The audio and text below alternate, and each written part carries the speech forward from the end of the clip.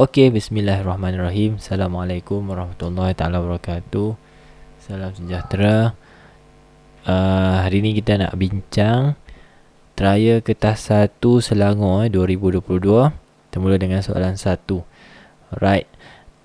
Diberi ciri-ciri graf itu mempunyai positive gradient. So daripada yang pertama saja kita dah boleh cancel out B, sebab B dia ada kecerunan negatif. Okay, kita tinggal A, C dengan D je. Kedua, Y is inversely proportional to X. Okay, inversely proportional. So yang ni Y directly proportional lah untuk D. So salah.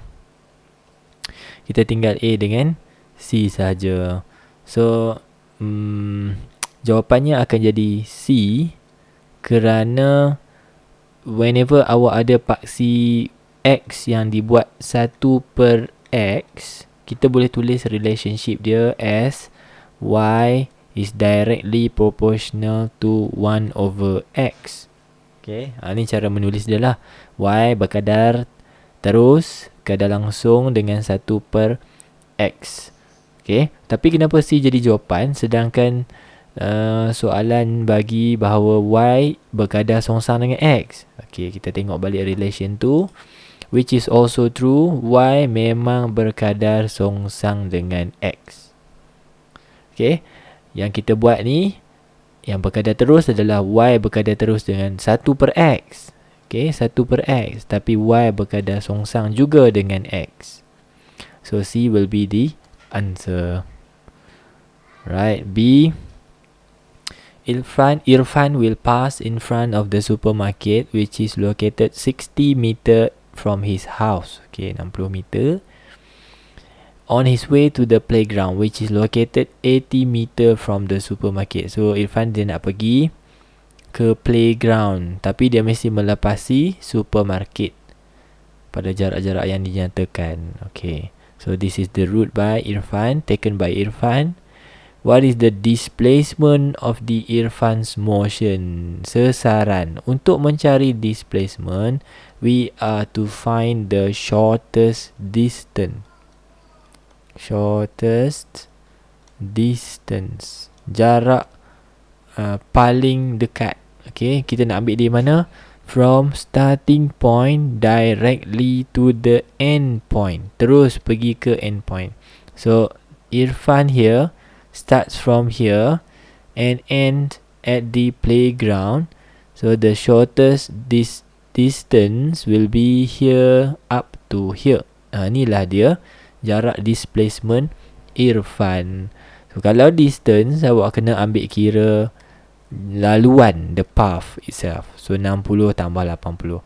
Tetapi untuk displacement, kita hanya mengambil kira the shortcut ataupun the shortest distance from here up to here, from starting point directly to the end point without crossing atau without travelling through any path. Okay, dekat situ membentuk satu segitiga bersudut tegak. We can assume that. So here to here is 60 meter and here to here is 80 meter. What is here? Berapa kat sini? So assuming this is the angles taken here is 90 degrees. So kita boleh pakai Pythagoras theorem lah. Okay, betul ke Pythagoras theorem? C square equals to A square plus B square. Alright, so C square being here, C square is the displacement square. Saya namakan sini C square sebab dalam segitiga kita ada satu sisi yang paling panjang dipanggil hypotenuse, which is the C. Okay, so C square equals to AT square plus darjah pula, AT square plus 60 square. Okay, then we square root all the answer here. Kita dapat jawapan apa? 80 square, kira jap. Tambah 60 square, kita dapat 10,000. And then we square root the answer, we get 100 meter. Okay, 100 meter is the final answer. So nombor 2C, fairly simple one so jangan salah soalan macam ni. Nombor 3, diagram shows a cyclist moving up and down. Oh, ni pernah buat dah kan soalan ni kan. The bicycle decelerate as it move up the hill and accelerate as it move down the hill. So dia nyah pecut masa naik, pecut semasa turun. Graf manakah yang menunjukkan relation yang betul? So jawapannya adalah mula-mula nyah pecut dulu, lepas tu pecut. D lah. Macam mana saya tahu? V melawan T. Untuk graf V melawan T, kecurunannya diwakili oleh pecutan. Kalau kecurunan positif, maka pecutan positif. Kalau kecurunan negatif, maka pecutan juga negatif. Itu yang dapat kat sini. Negatif A. Sini A. Maksudnya mula-mula berlakunya deceleration. And then followed by acceleration as the person going down the hill. Okay. Number 4. Diagram shows a boy being chased by a bull. The boy ran in a zigzag manner. Okay. Kenapa? Ini adalah disebabkan oleh, jawapannya adalah the bull has a greater mass than the boy. Apa kaitan dia, pelajar-pelajar? Lagi berkaitan dengan inertia. The greater the mass, the greater the inertia. So whenever the inertia of an object is greater, dia ada 3 sifat. Pertama, hard to move, susah untuk bergerak, mula bergerak. Hard to stop, and also hard to change direction. Okay, ingat tu. Pun soalan yang banyak kali keluar. Nombor 5. Two trolleys moving in the same direction are involved in a collision. Trolley P has a mass 4 kg. Okay, so kita highlight kejap. Tulisan dia kecil. P ada jisim 4, velocity 4. Collide elastically, saya highlight secara elastik dengan trolley Q, jisim dan hal lajunya. If the trolley P stops immediately after collision, P berhenti. Okay, after collision, calculate the final velocity of Q. Okay. So, menurut soalan, berlakunya pelanggaran kenyal. Pelanggaran kenyal. So, kita tulis dulu formula. Pelanggaran kenyal M1U1 tambah M2U2. Sama dengan kalau kenyal maksudnya ada hal laju masing-masing lah apabila selepas pelanggaran. So M1V1 tambah M2V2. Kita ganti 1 ni sebagai P 1 ni sebagai P. Bergerak dalam arah yang sama ke tak? Soalan ni. Cuba kita tengok. In the same direction. Alright. Bergerak pada arah yang sama dan kita tak perlu buat satu positif, satu negatif lah. Kita assume dua-dua bergerak ke kanan. So, jisim pertama P punya adalah 4 darab dengan U1 hal lajunya 4. Selesai. M2 jisim untuk Q adalah 2 darab dengan 3. Kemudian mass pertama adalah 4 darab dengan, okey, yang pertama ni adalah P diberi P berhenti selepas, okey, kosong. Hal laju akhirnya kosong. Tambah dengan 2 darab dengan V2. So V2 is the velocity of trolley Q. Okey, matematik mudah ni. 4 kali 4 16 tambah 3 kali 2 6 sama dengan kosong tambah 2V2. So 2V2 sama dengan 16 tambah 6 jadi 22. Okay. So selesaikan. V2 adalah 22 bagi 2 dapat 11. MS negatif 1. Selesai. Nombor 6. Antara berikut manakah benar? Okey, baca. Jawapan sepatutnya dapat B. The weight depends on gravity because the weight is equals to the mass times gravitational field strength. So, bergantung. Okey, jisim tak bergantung sebab jisim sentiasa tidak berubah. Pergilah mana-mana pun jisim tak berubah, yang berubah adalah berat. Kerana di planet lain ataupun di bulan, nilai G akan berubah. So, bila G berubah, weight berubah. Apa jadi dekat mass? Mass constant. 7. Raja menunjukkan sebuah objek berjisim 3 kg dilontar 5 meter ke atas dari permukaan bumi. Okay. So, yang tu dia bagi maklumat mass dan juga jarak dia lah. Hitung daya graviti yang dikenakan pada bumi oleh objek itu. Okay. So, yang ni kita nak cari apa?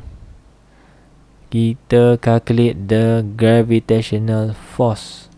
So, gravitational force is dF. Okay, F. Dalam hukum kegravitian semesta Newton, formula untuk gravitational force adalah G M1 darab M2 bahagi dengan R square. Kita cuba buat, tengok dapat tak pakai ni. Okay, G sudah diberi dalam soalan, iaitu ada tak? Tak ada bagi constant G. Kita tengok senarai formula, ada tak? 6.6 something tu.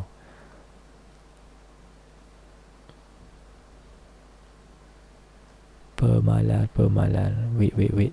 This one. 6.67 darab 10 kuasa negatif 11. Okay, there you go. Itulah nilai pemalar kegravitian G. 6.67 darab 10 kuasa negatif 11.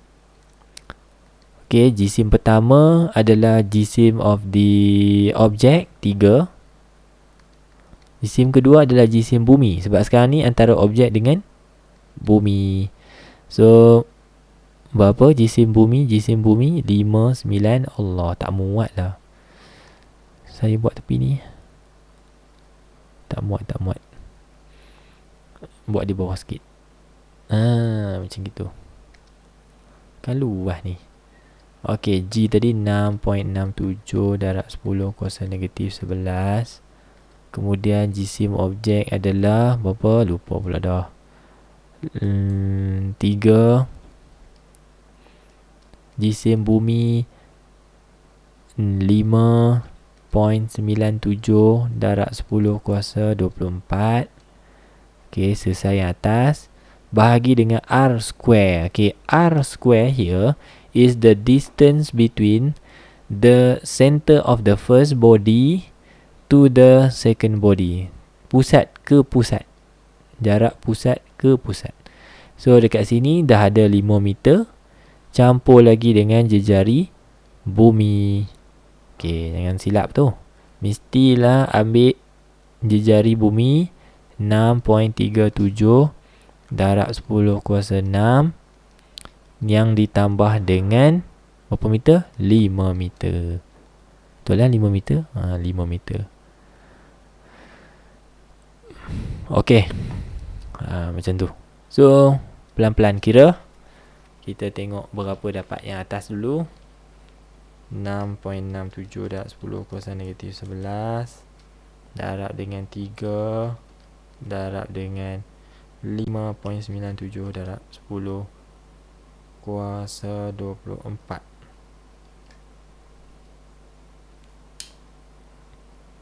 Okay, 1.194 something darab 10 kuasa 15. Kita bahagi dengan yang bawah tu 6.37. Saya kira yang bawah dulu. 6.37 darab 10 kuasa 6. Okey, tambah dengan 5 aja. Okey. Saya dapat 637,005. Bila saya bahagi, saya ambil jawapan tadi 1.194 darab 10 kuasa 15 bahagi answer. Okay. So, alamak, silap ni. Patut pelik pun. Kena square, maafkan saya. Jawapan di bawah ini perlu dikuasa duakan. Okay. So, bahagi lagi sekali lah. Bahagi lagi sekali dengan, boleh lah. Jangan saya fikir. Bahagi lagi 6, 3, 7, 005. Okay. So, dapat 29. Ya, ni nombor apa? Nombor 7.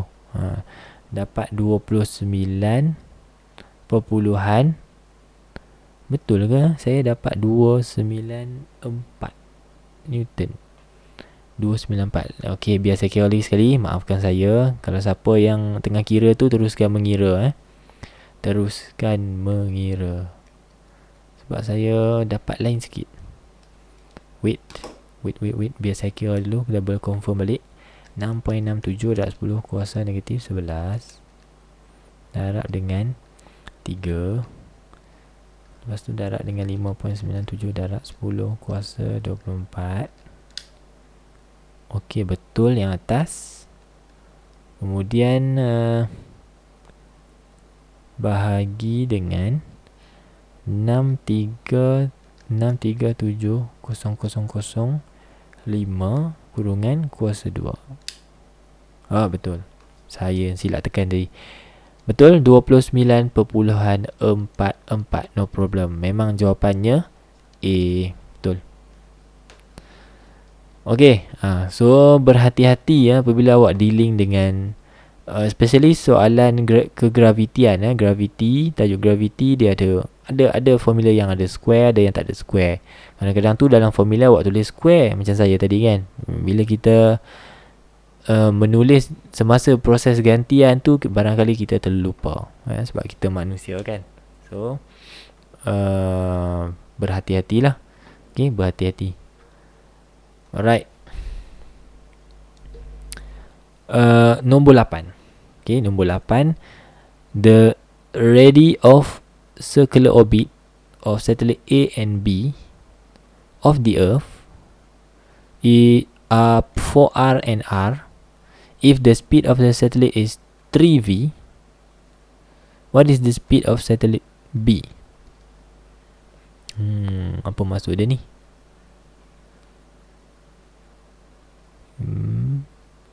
Di bawah tajuk mana ni? Tajuk, adakah yang ni di bawah tajuk Kepler? Tak betul. Satelit.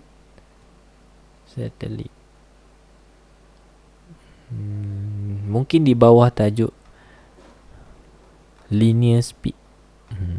Okay, kita cek dulu senarai formulanya. Untuk gravity. Okay. So kita ada formula untuk linear speed linear 2pi r bahagi t. 2pi r bahagi t. V sama dengan 2pi r bahagi t. Okay, sekejap soalan-soalan baru ni, jadi kena fikir sikit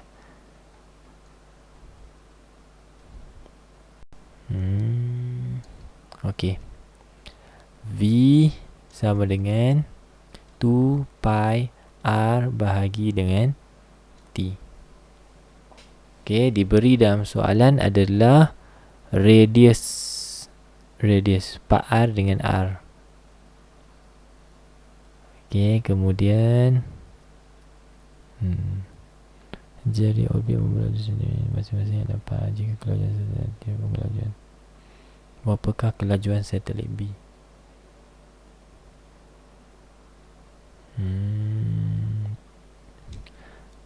Okay, so daripada formula ni, daripada formula ni kita kena take note bahawa soalan dah bagi maklumat, iaitu kedua-dua satelit A dan B adalah satelit bumi, satellite of the earth. Okay, satelit bumi, disebabkan kedua-duanya mempunyai ciri yang sama, so we can assume that they both have the same orbital period. Okay, orbital period A dengan orbital period satelit B adalah sama. Now, kita rearrange formula kita sekarang berdasarkan formula yang asal. Kita nak letak T di depan, which means that T now is equals to 2 pi R divide by V, kerana kita nak equatekan TA dengan TB. Okay, kita nak samakan. Okay, so here kita akan buat untuk A dulu. 2 pi R bahagi dengan V. Untuk A, kita samakan dengan 2 pi R bahagi V untuk B. Okay, untuk B. Now, daripada sini, kita boleh potong ataupun kita boleh eliminate few things. Okay, few things apa? Dua je. Iaitu 2 dan pi. 2 dan pi ni adalah dua-duanya constant. So, tak memberi kesan. Maka kita boleh buang untuk kedua-dua belah. Okay, so the left hand side, apa yang tinggal adalah R bahagi V. Dan kanan juga R bahagi V. Yang sebelah kiri ni untuk A. Yang sebelah kanan ni untuk B. Okay, saya sambung dekat ruangan bawah in case ataupun saya nak bagi muat tak lepas ni. Tak cukup ruang dah. So radius A diberi sorry.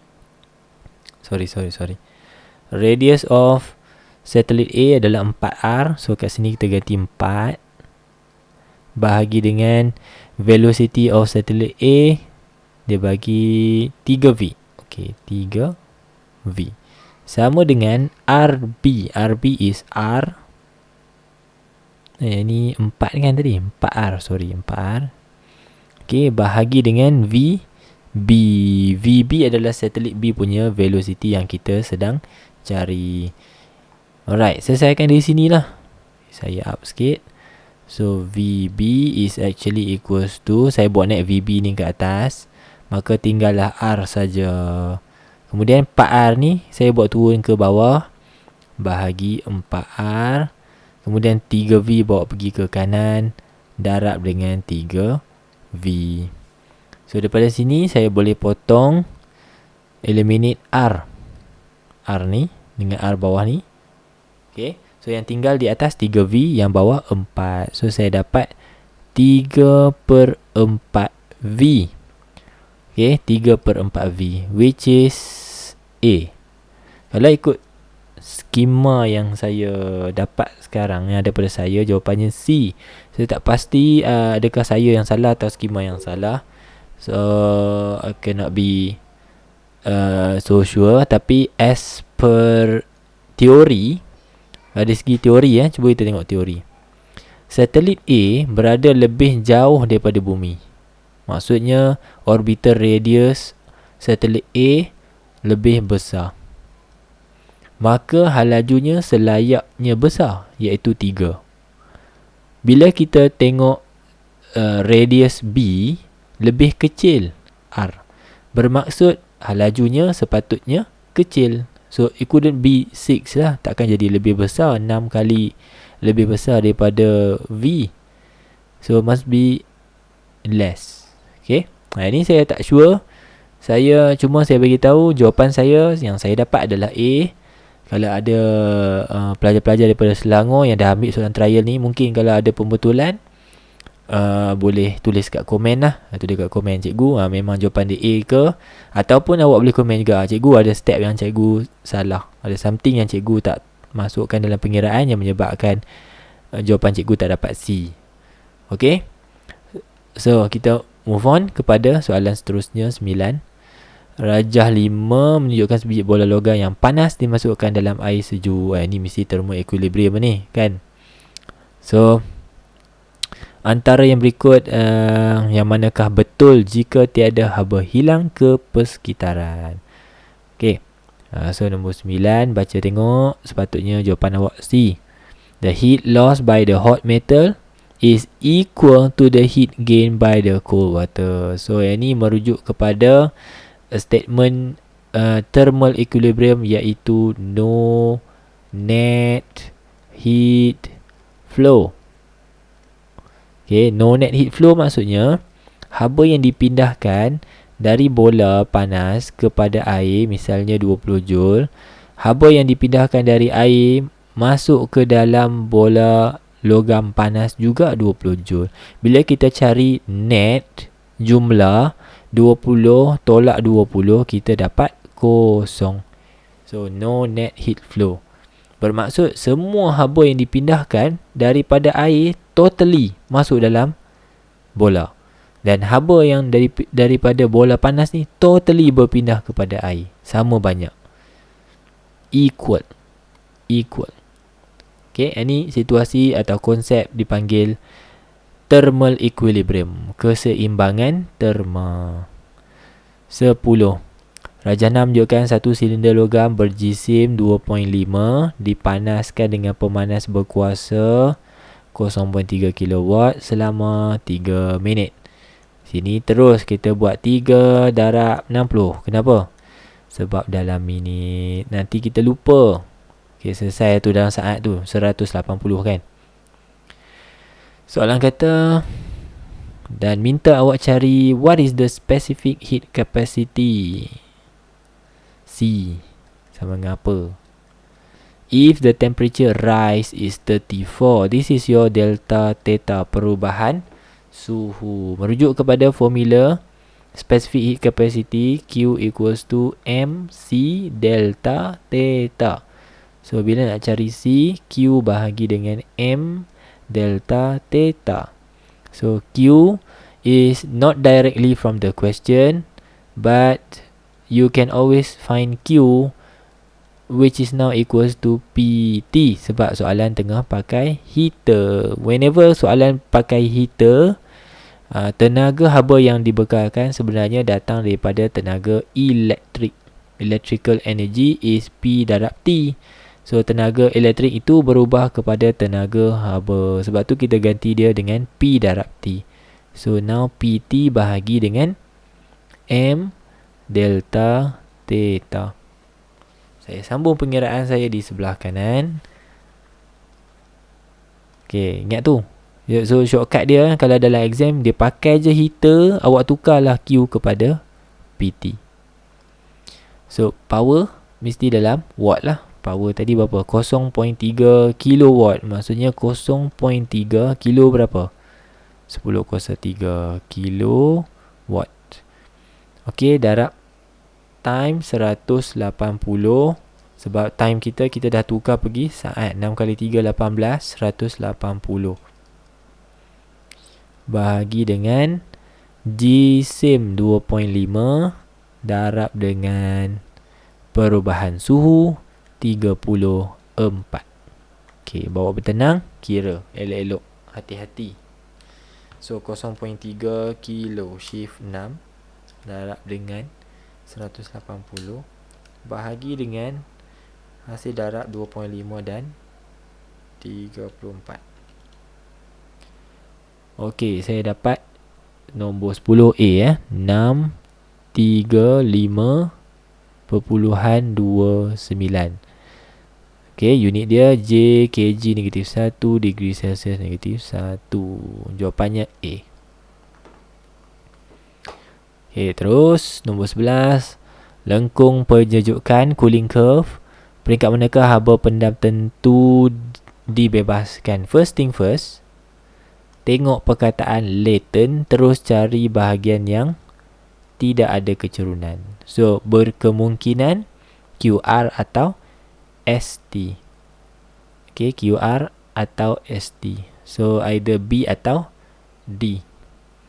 So dekat sini ada perkataan fusion, bermaksud ada berlaku perubahan fasa daripada liquid to solid atau daripada solid pergi liquid, antara dua ni. Okey, yang mana jawapannya adalah di dekat sini liquid dah start menjadi, dia ada pencampuran liquid dan solid. Some of the liquid has turned to solid. Sebab ni penyejukan. Penyejukan bermaksud bermula daripada gas lah, kemudian akhirnya membentuk solid. Sebab something yang kita sejukkan end up menjadi solid. 12. Which graph shows the relationship between pressure P and absolute temperature T of a fixed mass? Okay, P dengan T, Gay-Lussac's. Okay, Gay-Lussac's law. Pertama kena tahu hubungan dulu. Apabila temperature meningkat, apa jadi pada tekanan? Tekanan juga meningkat. So tu hubungan dia tu. Okay. So dalam absolute temperature, tak adalah pula kita jumpa graf-graf yang berbentuk lengkungan. So pencabarnya adalah A dengan B saja. Bila soalan mention the temperature is at absolute temperature, bermaksud bermula pada Kelvin, berlabel Kelvin pada paksi X-nya, maka graf akan bermula di origin. Okay, absolute temperature maksudnya graf asalnya adalah graf B kalau Kelvin ni kita ubah kepada degree Celsius. Okay, kalau kita ubah kepada degree Celsius, maka graf ni apabila kita extrapolate ke kiri, maka di sebelah negatif paksi X, okay, graf akan memintas pada negatif 273.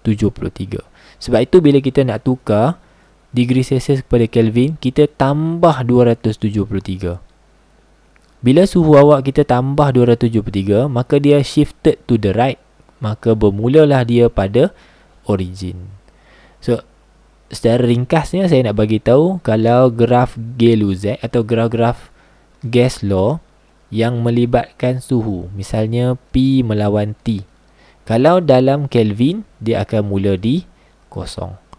Kalau temperature dalam degree Celsius, maka ada pintasan pada paksi Y. Okay, kerana apabila kita extrapolate, dia akan memintas pada negatif 273 tadi yang saya bagi tahu tadi. So this graph on the left is whenever the temperature is in Kelvin. This graph on the right is the graph whenever the temperature in degree Celsius. Sama juga kalau V lawan T pun. Untuk Charles Law, V melawan T. Okay, V melawan T. Kalau soalan kata, okay, yang manakah yang betul? Tengok-tengok degree Celsius, okay, dia akan pintas ke atas ni. Okay, kalau soalan tulis kat sini dalam absolute temperature dah, maksudnya dia ada tulis Kelvin kat sini, awak ambil lah yang bermula di origin. Harap awak faham. Okay, 13. Show sebiji bola yang terapung dalam sebuah tangki. Yang tadi berikut mereka menggambarkan pergerakan bola yang betul apabila gelombang melalui permukaan air. Okay, gelombang mai dari kiri pergi ke arah bola. Apa jadi pada bola? Bola tak akan bergerak ke kanan atau bergerak ke kiri, kerana konsep gelombang adalah memindahkan tenaga. At that point, kita pindahkan tenaga ke kanan je, bukannya kita tolak bola tu ke kanan. So it is either moving up or moving down. Okay, so D, the best answer, D pula dah. The best answer is D. Moving up, moving down. Vibrates up and down. 14. Antara ciri gelombang berikut manakah berubah apabila gelombang dipantulkan? Ingat, pantulan. Semua tak berubah kecuali arah. Simple je. Arah saja berubah. 15. Interference. Using monochromatic light, the double slit is 0.5 mm. Okay, jarak A, jarak antara dua slit adalah 0.5 mm. Saya highlight dekat situ millimeter ya pelajar. Distance between the double slit and the screen, which is D, 3 meter. If the wavelength is this much, lambda, berapakah nilai Y? Okay, Y ni adalah satu jarak yang mewakili beberapa X. X is the distance between two consecutive dark fringes. Jarak di antara dua jalur gelap yang bersebelahan. So ada berapa X kat situ? Semua sekali ada 3X. So Y adalah jarak yang mana 3 kali X. Kita simpan yang ni dulu. Okay, masalahnya kita nak cari Y, kita X pun belum ada. So kita cari X dulu.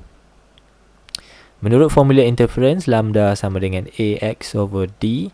Maka untuk cari X, sebenarnya awak sedang mencari lambda darab D bahagi dengan A. Okay, kita start daripada situ. Maka X adalah lambda 6.5 darab 10 kuasa negatif 7 lambda. D is, mana D dia? 3 meter. 3 bahagi dengan A, which is 0.5 mm. 0.5 mm negatif 3. Dapatlah nilai X awak. Okay, kira 6.5 darab 10 kuasa negatif 7 darab 3 bahagi 0.5 mm. So my value of X is 3.9 times 10 to the power of negative 3 meter. Okay, itu bukanlah jawapannya, bukan B ya, sebab kita mencari Y. Y adalah sebanyak 3 kali X. So Y kita darablah 3. Y kita ambil 3 darab dengan ni. Okay, answer darab 3. 0.0117. Kalau dalam kalkulator ni 0.0117. Kita tukar dalam standard form, kita dapat D. Baik ya. Okey, ni soalan famous ni pelajar. Dia memang boleh pusing macam-macam, tapi konsepnya sama je. As long as awak tahu X adalah jarak di antara dark fringes to the next consecutive dark fringes. Maksudnya apa? X adalah jarak dari gelap ke gelap yang bersebelahan.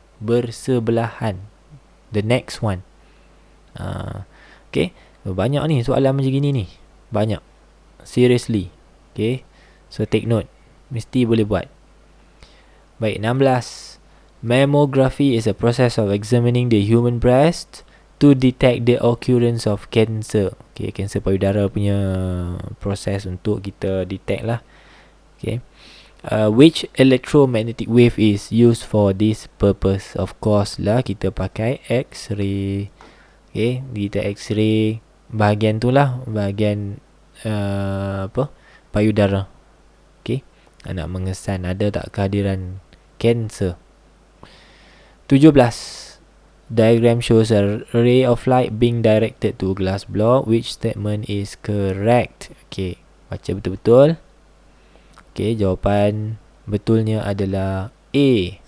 The light refract towards normal as it enters the glass block. Kenapa betul towards normal?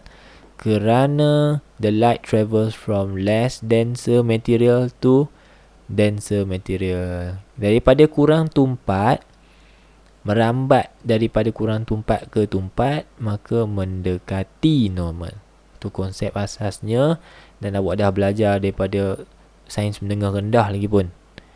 So saya tak nak explain further. 18. Alat meneka menggunakan konsep pantulan dalam penuh. Jawapannya C. Prism binocular, sebab ada prism di situ. So cahaya akan membuat pantulan dalam penuh dalam prisma. Okay, magnifying glass salah, refraction. Microscope refraction. Astronomy teleskop pun refraction, salah. Okay, 19. Kanta cembung. Okay, apakah ciri-ciri image yang terbentuk? Okay, saya akan lukis, tapi my line would not be that accurate ataupun not that straight. Tapi konsepnya awak buat lah, sama je. So daripada kepala parallel to the principal axis, pergi sampai ke axis of the lens. Ni axis of the lens. Jangan berhenti kat permukaan melengkung tu. Kemudian ini kanta convex. Sifat convex adalah converge. Maksudnya Fokus. Pergi mana? Titik F. Okay, so cahaya akan terfokus pada titik F. Macam tu. Kenapa tak pergi titik F ni? Sebab ini adalah kanta. Kanta konsepnya adalah tembus. Tembus, refract. Bukan reflect. Kalau awak buat garisan batah balik pergi F sini, itu cermin. Okay. So, ray kedua saya buat warna biru. Ambillah markah percuma dari kepala terus pergi ke center of the lens. Straight without any refraction. Without any refraction. Okay, tak ada bengkok-bengkok. Straight je. So, awak dapat image hasil daripada persilangan dua ray ni, merah dan biru. Cekap pula dah. So right there, dapati bahawa kepalanya di bawah bermaksud inverted. Okay, saiznya lebih besar, bermaksud magnified. Terhasil daripada solid line dan solid line yang bersilang. So solid dengan solid, real. Okay, ini cahaya sebenar kan? Cahaya sebenar dengan cahaya sebenar. So, image-nya image nyata.